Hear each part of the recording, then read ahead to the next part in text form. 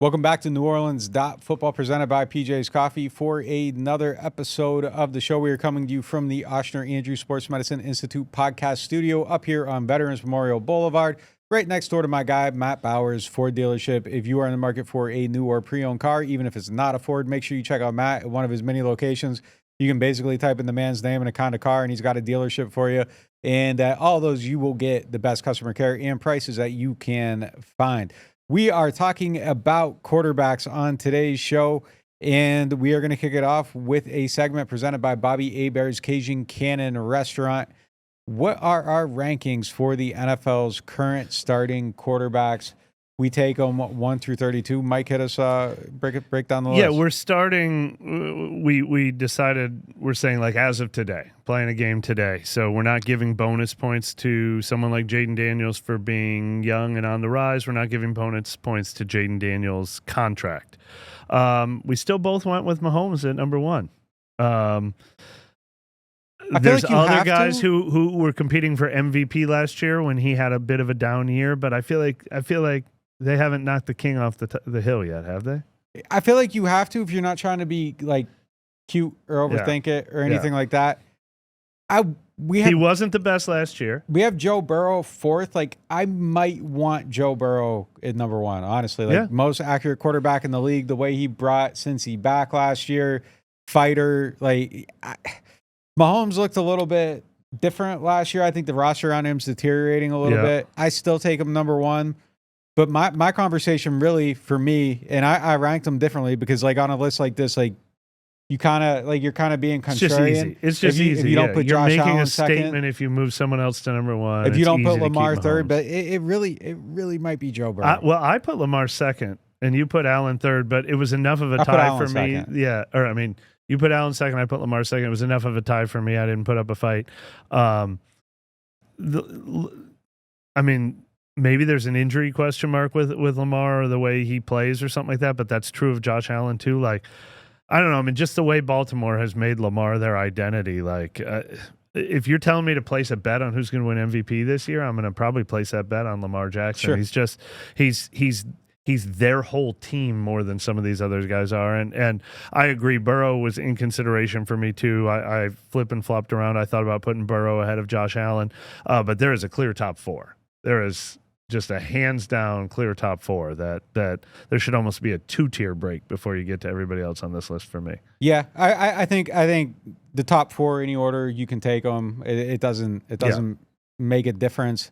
I'm going with Mahomes because he's one like that. Yeah. So that when you're in that thing, you got to start ranking them by who's one. I put him first. I kind of feel like Josh Allen just entered the league at the wrong time, and he's just gotten screwed by this. Like, he probably should have a title. Lamar's probably the same. There's just all four of those guys being in the AFC is brutal. Joe's gotten to the Super Bowl, so maybe he should be second on that criteria. Yeah.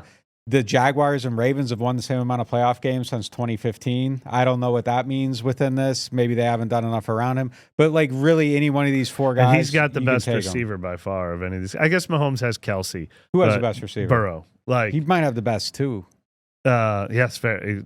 So, if you're really going to make an argument, what would Mahomes have done with Jamar Chase and T. Higgins? I don't know, but he's had Kelsey, so they've all had their share of studs. Lamar probably the least to work with of all of them, but and then it got hard. I mean, I said, he's got the tight ends. That almost maybe the receivers don't rank because the system. So yeah, it's fair. Yeah, it's fair. I mean, it's almost like a 4-way tie for number one, and then I feel like everybody else here I wanted to put ninth.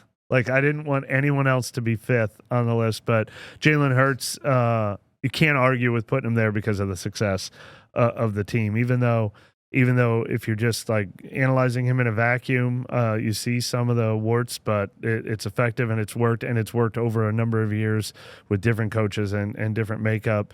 And then we had Matthew Stafford sixth.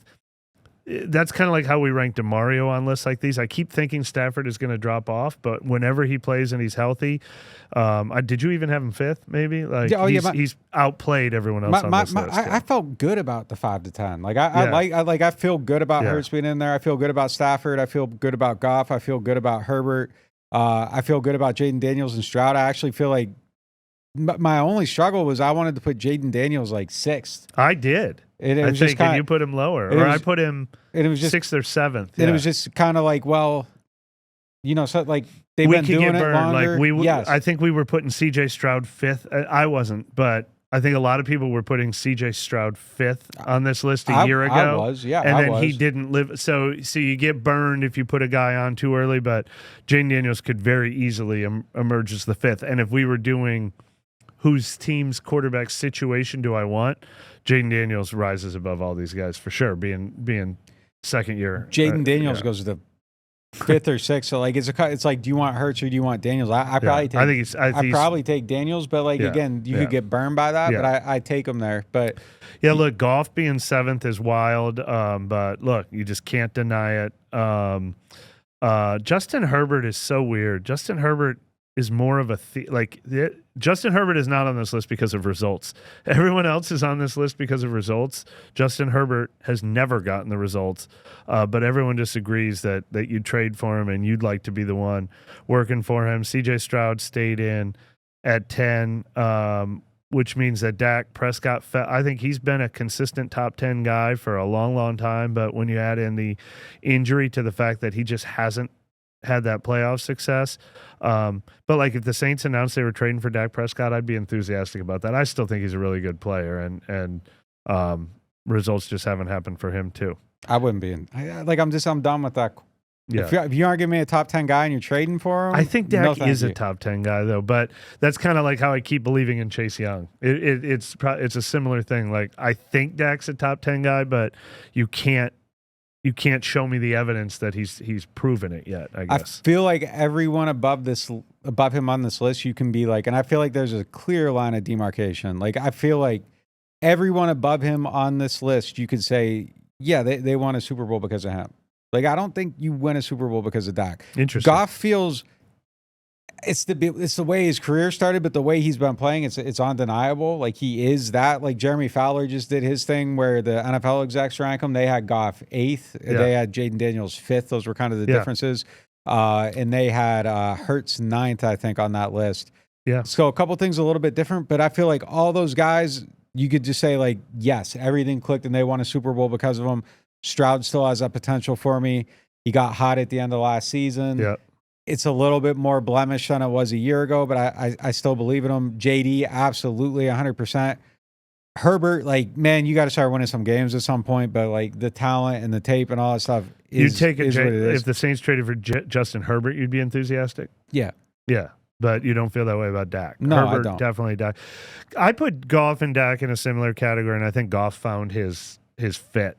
Like, this is probably the first time we've ever done a list like this where Goff, maybe last year Goff was already ahead of Dak or whatever, but I mean, Goff found the place where it fit for him. That's what every quarterback wishes they could find. He's got like every benefit. He's got all these players around him. He's had a great line. Like he just hasn't gotten it done. Yeah. I mean, these other guys, like there's just a line there. And it's just like I'll put 12 in the same conversation with 11. We had Dak 11, Kyler 12. Is it the same exact thing with Kyler? Like would he be a top 10 draft pick if you're building your team around one of these guys and you think you can figure it out, or does he just have some flaws and inconsistencies in his own game? He might sneak into the top 10 because if we're drafting a team, I'm probably not picking Stafford based on age, so he might sneak into there. Would you consider taking Kyler over Hurts? Would I consider taking Kyler over? If you are hiring your own coaches, implementing your own system? No, not even a conversation. No, like, and I would probably move Jordan Love up to 10 over Kyler and all them. Like if we're drafting, if we're just drafting guys for a team right now based on age, but and if we're not considering any rookies on that, like I probably take Cam Ward over them just because like you know it's the mystery or whatever. But no. And it's not a knock on Dak. Like, I think Dak's a fine quarterback. I think you can win a lot of games with him if you put everything works out. But I just feel like these other guys, like, they can push you up into another tier maybe. Well, and Kyler's interesting to me because Kyler's even more like the Chase Young conversation for me in that, like if you told me Kyler won MVP this year, I wouldn't be like I always feel like that's possible for him. I always feel like there's just the Kyler takeover season still possible. Like he is still so unique to me. But how many years does he have to not do it before, maybe he's in the Herbert conversation a little bit, but I don't know. No, I mean, no one's talked up Kyler more than me over the years. Yeah. Like I've always, but it's going to be year 7 at this point, and at some point, at some point, Chase Young has to get 15 sacks, and if he doesn't, he doesn't. At some point, Kyler Murray has to have the 4,500 yard season, and if he doesn't, he doesn't. I'm done betting on it. I think he just is what he is. I think he's a 4,000 yard guy, maybe right around there, 3,800, can run a little bit. I like him. I like the way he plays. I feel like the conversation around him really got insane about the Call of Duty thing, and I feel like that tarnished how everybody views him. And I think if you take that out, he's viewed differently. I don't think but I still think we probably got him ranked higher than most people would too. Well, I think I had Baker ahead of him on my list. You had Baker. I was surprised. I thought you'd have Baker right around 10 or 11, but 13's no knock at him. It's just we saw the warts with him for a couple years with a couple other teams. He's obviously finally found the right fit. Did he make top 10 on that executives list? I think Baker was 10th, right? The one that Jeremy Fowler, when he interviewed all the executives, which I can't argue with. I mean, Dak and Kyler are theories. Baker's actually doing it now because he found his fit. And then Jordan Love at 14, we're probably both harder on him than some other people are. Maybe I haven't seen all his best games, but it feels like when I've tuned in and watched Jordan Love, I've seen a lot of warts. Certainly in both Saints games over the last 2 years, I have not been impressed by Jordan Love, but I can't deny the results he's had. And then Brock Purdy, 15, same thing. I'm a little harder on Jordan Love and Brock Purdy. I think the fact that my blind assumption on Purdy was, he was doing great when the Niners had the best offensive line, the best run game, the best defense. And then last year they didn't have that because of injuries, and he looked very, very human last year. So, man, I'm glad I'm not a team who has to decide to pay him $55 million right now. I had Love and Purdy both ahead of Dak on mine. I think I had Love 12th, which I don't know, 14th between 12 it's all, doesn't. We're all in the same range. Yeah. And then we get to older guys. Rodgers 16, Geno 17. Mix and match, or you felt good about Rodgers in the first half? I'm okay with it. I didn't really know what to do with him. Yeah. I had him higher on my list at one point, and then I dropped him, and then I moved him up again a little bit. It's just it's like league. He feels like a good line of I feel like you go Rodgers, and then I would probably, for a single season, anyone below Rodgers on this list, I think I'm gonna walk that back because we got young players ranked behind him. There's a little tier here of Rodgers, Geno, Lawrence, Tua, and Darnold. I feel like out of all of them, for a single season, you'd take Rodgers? I take Rodgers over all of them for one season. Trevor Lawrence is the most fascinating guy on this list. Trevor Lawrence is the best example of why you don't put Jaden Daniels 5th yet. That year that Lawrence won the playoff game, and was it Doug Peterson's first year as the head coach? Lawrence was probably as high as 6th or 7th on some of these lists, and then he was 10th, and then he was 12th, and then he is getting worse every year. They got some weapons, though, man. He could blow up. Right. I'm probably dumb for this, but there was even talk of this. Was there talk about Jacksonville trading Lawrence, and there was a rumor, or somebody said, what if the Saints traded their first round pick for Trevor Lawrence? I wouldn't be against it. I still think there could be a 10-year run, not a first. for Trevor or whatever, or the 40th pick. I can't remember what not the 9th pick or whatever in the draft, but I can't remember exactly what the talk was. But I feel like there could be a 10-year run of success with Trevor Lawrence still to go. I'm not done with him, but I think he's one more bad year away from being ranked where Russell Wilson is on this list. He needs to do it soon. I'm completely out on anybody with on-met potential. It's pointless. Yeah. I can't chase it with Trout. That feels like young, I'm just not doing it. I'm not doing it. I could see him blowing up with all the weapons they have and everything, but I would not give anything a consequence to put him on the team because, again, are you going to win because of him? And at this point, when you have nothing, if the situation's altered to where you got Chris Olave, it's the Derek Carr situation, he's coming in, and you have a chance of there's all these pieces around him to elevate him. The Saints don't have anything that would elevate Trevor Lawrence right now. So I'm not doing it. You need a quarterback who's lifting you up, or take him for free with pick 40 and hope for the best. But I'm not paying a guy, giving up an asset, and ending up, if all things go right for Shuck, like you're 15th, and all things go right for Trevor Lawrence, you're probably likely 15th. Going on with the list, and we got the young guys after Darnold, Bo Nix. Well, we just brushed over Tua, but I mean, we just threw him on there, and then Darnold, and so now it's a whole new thing after those guys, yeah. I don't like that I put Bo ahead of Caleb, because if I was picking him, I'd take Caleb, but right now Bo is better than Caleb, so he's ahead of him. And then it goes on to Bryce, which that seems fair. Drake May after that. And then Penix at the bottom of that list. So it's kind of just all them guys together. We were trying to decide where to rank them. Nix has the most accomplishments. Who you taking? Nix, Bo Nix, Caleb Williams, Bryce Young, Drake May, Michael Penix. Your team gets to have one. Who you want? Yeah, I'm still taking Caleb. I think he has the most talent and upside out of all. I'm probably the same way. I'm a little torn on Drake May. I have no idea what Drake May is. I liked him coming out. I almost feel like I go Caleb May. 1-2. Yeah, I think I'd do the same thing. And then I'd probably... then it's like a three-way tie between Nix, Bryce, and Penix for me. Bryce is probably my last pick out of them. Bryce Young? Yeah. And I still think he can be good, but it takes it's going to take more for me. Yeah. Throw Cam Ward in there. We put him 30th on this list, and we put J.J. McCarthy 31st because they've never taken an NFL snap. Throw Cam Ward in there in this conversation we're having. And J.J. McCarthy if you want. McCarthy would be last for me of the 7.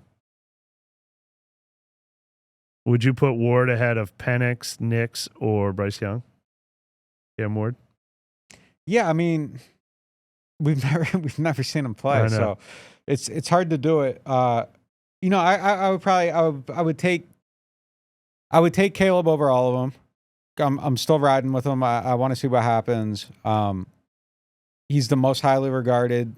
I think a lot went wrong last year for him, and he needs to do a lot of growing up and all this stuff. And I have concerns about that.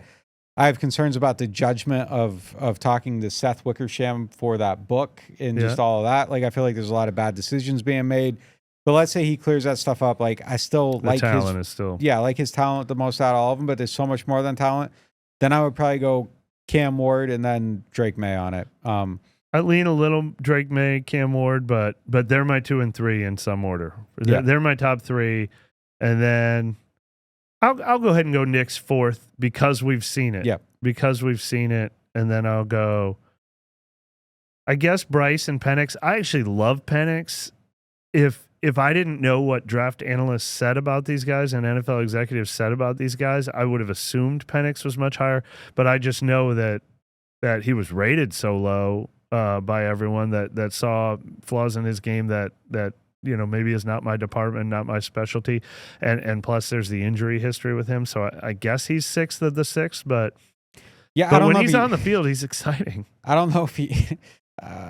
I'm gonna default out of this conversation because I'm treading ground of being like a Bo Nix hater. And I'm not. Like, and Penix was drafted ahead of Nix, so so that's fine. But I mean, look, Nix deserves credit for his performance last year enough to move him ahead of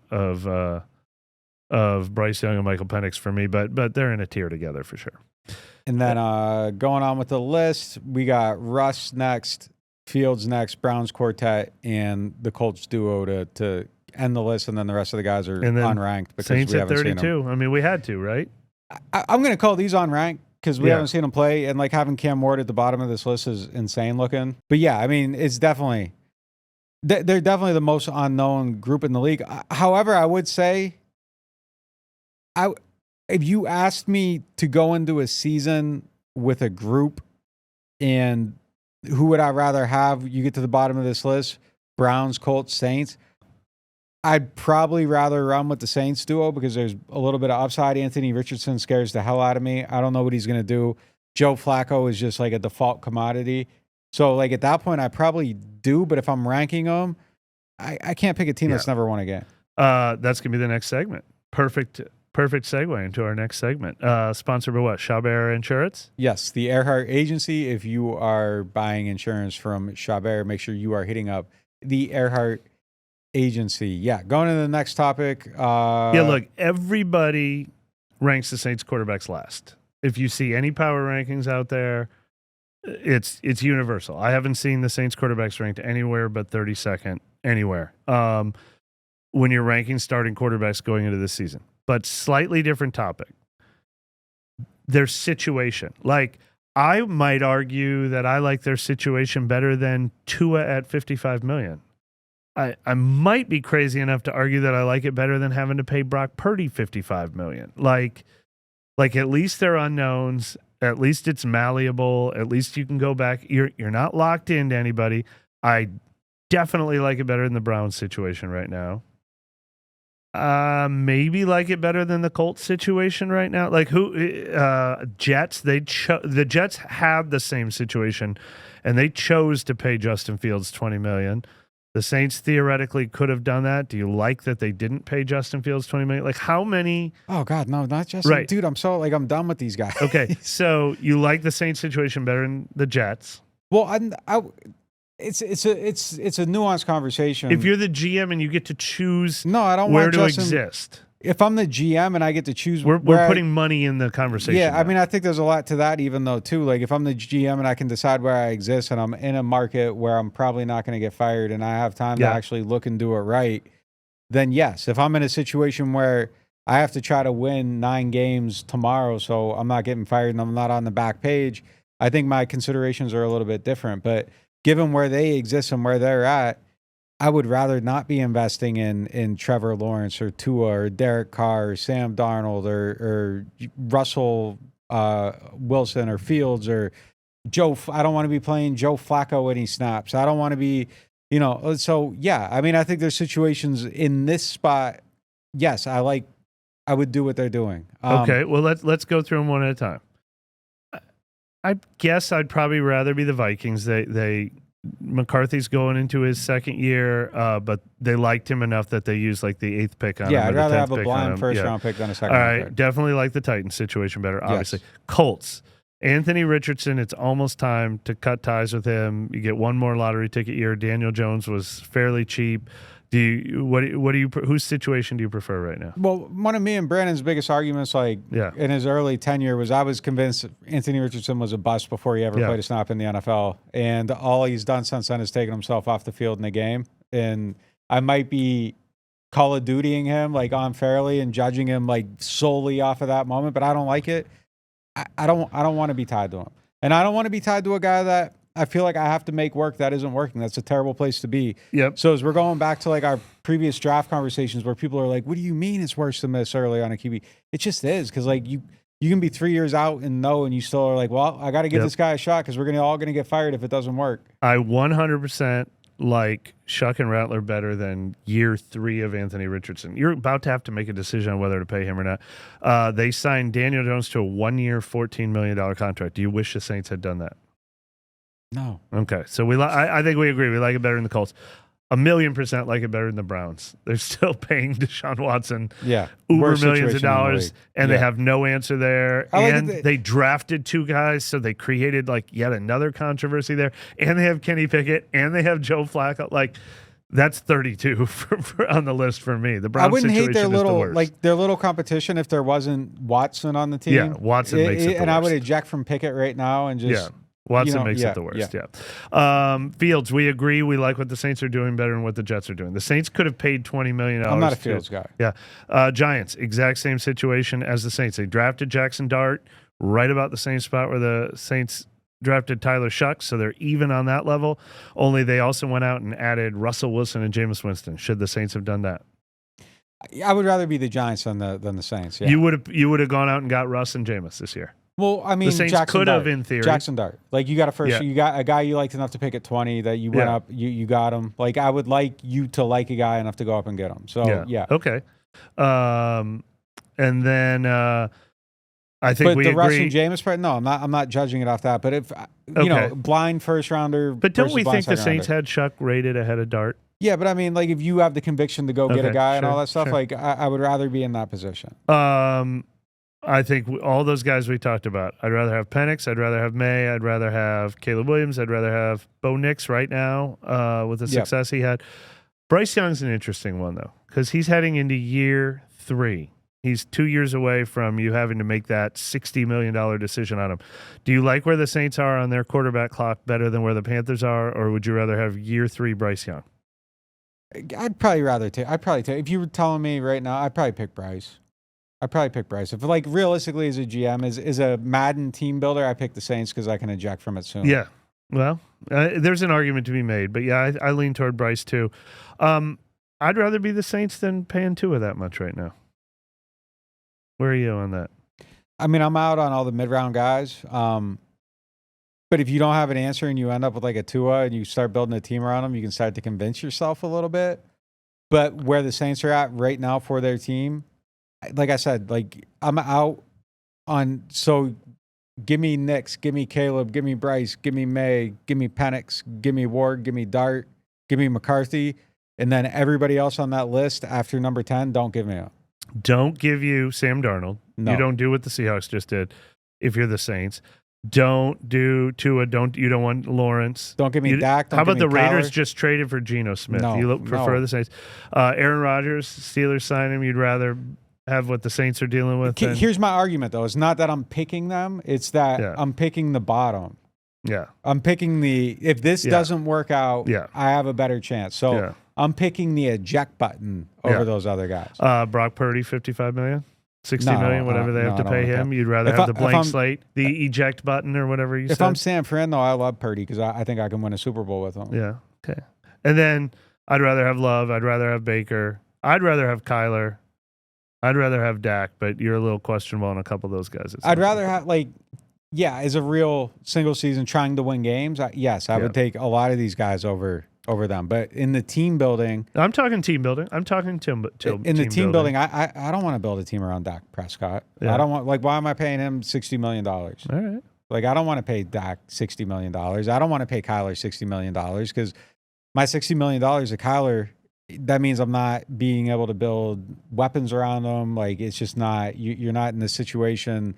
So how am I getting, now Kyler needs help and he costs $60 million. Now Dak needs help. He costs $60 million. I don't know what's Baker making. He's paid a decent amount. The Derek Carr contract. It's going to be 30 this year, 40 next year. I would take Baker over $60 million to those guys. I would. Yeah. I just don't want to pay anyone that I'm paying. Hurts $60 million, Burrow $60 million. And I even think there's some guys. To me, on that is list the worst help. Place to exist in the NFL. And look, the Giants had to do it with Daniel Jones. I think that's the only thing worse than the Saints situation right now is being the team that has to pay the mid guy $60 million. That is worse to me. So, yeah, obviously we're looking through rose-colored glasses, but the beauty of the Saints thing is you get to look at these guys and see if Shuck or Rattler or anything. Otherwise, next year you can become the Bo Nix, Drake May, Caleb Williams, Bryce Young, Michael Penix if you want to be. And we all agree that those are good. Those are better situations. So. Yeah, it's tough, man. There's only a handful of guys I want to pay 60 to. I start to lump Jaden Daniels into that list, but I don't know that yet. I don't know it yet. Stroud, you'll have to decide soon. Bryce Young, you'll have to decide soon. I won't love it. If they had to decide on Bryce Young right now, I'd hate to be the Panthers. I wouldn't want to be paying Goff either. I'm super high on Goff now, but I wouldn't want to be paying him either. So I don't know. It's tough, man. It's starting to. It's just they're in that place where the boomer bust thing is it's a real thing. It's the worst place to be when you don't have I keep trying to find the guy. I would hate to be the team that has to pay the guy who's 18th on this list $60 million. Yeah, I would hate. That's the worst place to exist. All right, we're gonna hit a quick break and we'll be back with more show right after this. The Ochsner Orthopedics Walk-In Clinic is now open. Located at 1201 South Clearview Parkway, across from the Elmwood Shopping Center, this clinic provides convenient same-day care for a variety of orthopedic and sports injuries. No referral or appointment needed. Whether you need care for strains, sprains, fractures, sports injuries, or muscular pain, the team of orthopedic specialists offers care for patients 5 and older. Open Monday through Friday from 8 a.m. to 8 p.m. and on Saturdays and Sundays from 10 a.m. to 8 p.m. Rouse's Markets is voted best grocery store in New Orleans, best grocery store in Baton Rouge, Mississippi, Gulf Coast, Thibodaux, Houma, Hammond, Lake Charles, Mobile, year after year. Thank you for choosing us best grocery store on the Gulf Coast. Number 1. Thank you. Thank you. The number 1 grocery store. In Mississippi, Alabama, Louisiana. 1 million customers a week can't be wrong. Welcome to Rouse's. The NewOrleans.Football show is proudly presented by PJ's Coffee.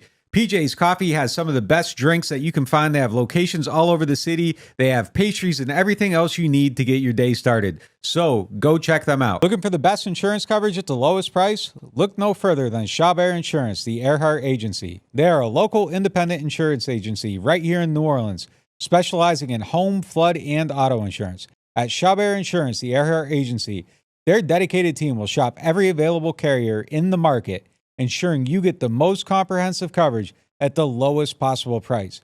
Why settle for less when you can have the best? Trust Chabert Insurance, the Earhart Agency, to protect what matters most to you. I do. I've been a client of theirs since 2021. Call them today at 504-326-6526 or visit them online at Protected by Chabert. That's 504-326-6526. Chabert Insurance, the Earhart Agency, your local insurance experts. Hardhide flavored whiskey, Ponchatoula strawberry, and Chilton County peaches in your favorite bars, stores, and restaurants.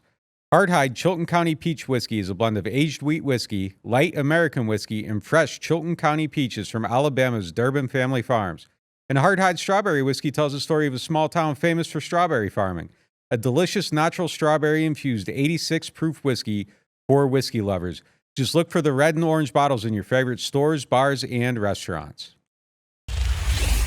Welcome back to NewOrleans.Football, presented by PJ's Coffee. Our next topic is presented by Hardhide Ponchatoula Strawberry Whiskey and Chilton County Peach. Make sure you check them out in your favorite bars, stores, and restaurants. Aside from the quarterbacks, which Saints player needs to have the best training camp and or preseason? Well, and preseason. Best camp and preseason. All right, so I came up with this question, and my intention, you can take it however you want, but like the clock is ticking. Like, to me, it's not Kelvin Banks. Kelvin Banks gets 3 years to become Kelvin Banks. I'm talking about people who, like, you might not make the team or you might earn a very prominent role. And my number one thought on that, the guy who I think has the most wiggle room between you could be the number 3 receiver on this team or you could get cut, is Bub Means. I don't know if he's the right answer to this question, but I feel like that is a guy who has the most to lose or gain over the 5 weeks that we're talking about. Like, I think a couple of us left him off of our 53-man roster projections, or he could be that big receiver that picks up where he left off before he got hurt last year, and he's taken snaps away from Brandon Cooks and Rashid Shaheed. Like, and they need to see it this month to decide. So I have a couple other guys, but he's one of those guys that, like, this is the most important month of your football career about to happen right now. That's a good answer. It's sneaky good. I go to TP70, man. I'm Penning. Yeah, he was on mine too. He's either gonna win that job or I don't think he gets cut, but he could. Like, they don't have anything invested in him. If they don't like him at tackle and they like some of these other guys more, some people they brought in, if they're just like, hey, look, we're going to start over with these young guys and focus on development, and he doesn't play here, so he's not part of our plans. It's not completely unrealistic. But if he succeeds, he has a home, he has a position, he has another contract, he's making decent money for the foreseeable future. But if he doesn't, you're 100% right. I mean, this question is made for Trevor Penning. I tried to pick someone else because I think we've made Trevor Penning the answer to about 500 questions. And that's also why I think this is probably my number one answer, but I wanted to give a different number one answer. Kendre Miller, all the same reasons. Yeah. He could be running back too, and he could make up for all the crap that's gone down the last couple of years with injuries and being benched by the previous coaching staff and all that, and just become right back to being number 2 running back, heir apparent to Alvin Kamara. Or he could get cut. Like, same things I just said with Bub Means. And this is an incredibly important month for him. My next one is going to come up in our Get Gordon question of the day, which we are going to hit right after this quick break. I got hurt in a car wreck. Why should I get Gordon? Because when you're hurt, you need money. And I fight for the people of Southeast Louisiana every day. I got a client who injured their neck in a car wreck, $250,000. Another client was hit by a big truck and needed back surgery. I got them $700,000, and they deserved every single penny. That's what I'm talking about. Why wouldn't I get Gordon? If you've been hurt in a car wreck, just call me, New Orleans. Get it done. Call 504-800-8888. If you're hungry and just want something that actually delivers on flavor, this is it. Bobby Hebert's Cajun Cannon Restaurant just dropped some new menu items, and they're legit. The Philly cheesesteak po' boy is loaded up right, and the Philly pasta brings the same flavor, but in a new way. And don't skip the fried green tomatoes. Crispy, and that crawfish sauce is no joke. Open every day, delivering late. Bobby Hebert's Cajun Cannon Restaurant. Delicious food, superior service. Attention Saints fans, don't let pests and termites invade your home field. Trust the team at Red Pest Solutions to tackle those unwelcome visitors. Call the Red Man today for unbeatable pest and termite control. Score peace with no pest. Visit redpest.com, REDDPEST.com. Welcome to the Queen Casino, the crown jewel of entertainment destinations. From the thrill of gaming, where every spin and deal brings you closer to fortune, to the excitement of sports betting, where you can feel the rush of victory. Our spaces and catering menu are perfect for any event. From business meetings to grand celebrations, immerse yourself in our vibrant atmosphere with live music that keeps the party going all night long. Join us at the Queen Casino. Your royal adventure awaits. Welcome back to NewOrleans.Football. It is now time for the Get Gordon question of the day, presented by Gordon McKernan Injury Attorneys. If you get into an accident, make sure you get Gordon. Our question of the day today is, could a transition to Brandon Staley's 3-4 system benefit a player like Isaiah Foskey? And my answer on this is he might be the real poster guy for that last question, the boomer bust, because he's really fighting for his football life. Yes. And I think the answer is, it's not yes, but it could. It could. And any change has to help. Not like anything that's different can only help. Yeah, no doubt about it. And I was looking up his usage on PFF Ultimate, and he played stand-up linebacker, left outside linebacker, right outside linebacker for almost 500 snaps during his final season at Notre Dame. Right end, left end, he was only at 50 snaps. So this feels like a fit for what he's been doing. We will see if it actually translates, if it materializes into success, but getting him closer to the thing that made him Notre Dame's leading sack getter of all time, a real college, like a real prestigious statistic, actual production, something that you should be able to say. So were they running a 3-4? They must have been if he was playing stand-up linebacker out there. So, yeah, I mean, it feels like it's a thing that should suit him. We'll see. And look, this question could be, replace Isaiah Foskey with Chase Young, replace Isaiah Foskey with Carl Granderson, replace Isaiah Foskey with Cam Jordan. And this is very rudimentary for me to say this, but in theory, if you're playing stand-up outside linebacker, yes, you will have some coverage duties, but if you're playing closer to the line of scrimmage, you have a lot of contain the edge and run-stopping duties. If they're putting you out in space, it's a little bit more pin your ears back and rush a passer. I mean, in theory, more opportunities for all four of those guys to have a little bit more pass rushing sack opportunities, maybe. I mean, I think all four of them could benefit from them. I think any edge rusher would prefer to be rushing from the outer edge. But like we've said a million times, when they're in nickel, it's going to look a lot like it's always looked like anyway. So none of this is going to be drastically different. But yeah, there's nobody. He's one of the four guys on the team that could benefit from change more than anybody else on the entire team. Yeah, and look, there's just some guys that come into the league that kind of are just that's what they do. Like Davenport, when he came in the league, he didn't know how to rush with his hand in the ground. Like there's just things that happen in college where you go into it. I mean, hell, you play college football 26, you can't even find a play where you can get the quarterback under center. It's like, damn, I just want to run the ball from here and get a first down on 3rd and 1, but like I got to run it from the shotgun because that's all in the playbook. Like, so it's just a different transition. But if that gets him closer to what he was doing there and what fits and how it translates and all this stuff, like, yeah, man, like I'm for it. I don't think it can hurt. And anything can help him at this point. And I'm kind of looking at some of the play diagrams. Like there's some 4-man front, there's some 3-man front, but it must have been what they were leaning into with him quite a bit, is walking him up to that edge and keeping him off the line a little bit. So we'll see.